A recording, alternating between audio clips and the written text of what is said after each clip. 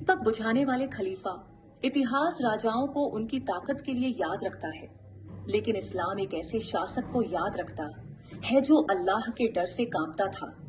उसने एक पूरी सल्तनत पर हुकूमत की, लेकिन जिंदगी ऐसे गुजारी जैसे कोई गरीब इंसान। ये कहानी है हजरत उमर बिन अब्दुल अजीज रजी अल्लाहु अन्हु की। हजरत उमर बिन अब्दुल अजीज रजी अल्लाहु अन्हु उमैयद खिलाफत के खलीफा बने, जो उस दौर की दुनिया की सबसे बड़ी सल्तनतों में से एक थी। सोना, नौकर और आराम सब कुछ उनके कदमों में था, लेकिन जिस पल जिम्मेदारी उनके कंधों पर आई, उनका दिल अल्लाह के सामने झुक गया। उन्होंने अपनी सारी दौलत बैतुल माल में लौटा दी और सादगी की जिंदगी चुन ली। एक रात हजरत उमर बिन अब्दुल अजीज रजी अल्लाहु अन्हु अपने कमरे में बैठे हुए थे और राज्य के काम कर रहे थे। पास में एक चिरागा जल रहा था, जिसका तेल सरकारी खजाने से आता था।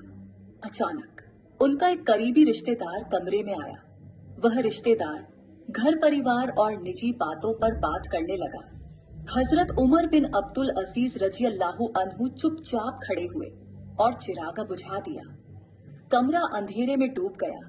हैरान होकर उस आदमी ने पूछा, ए अमीर उल मोमिनीन, आपने चिरागा क्यों बुझा दिया? हजरत उमर बिन अब्दुल अजीज रजी अल्लाहु अन्हु ने फरमाया, ये तेल लोगों का है, ये उनके काम के लिए है, मेरी निजी बातों के लिए नहीं।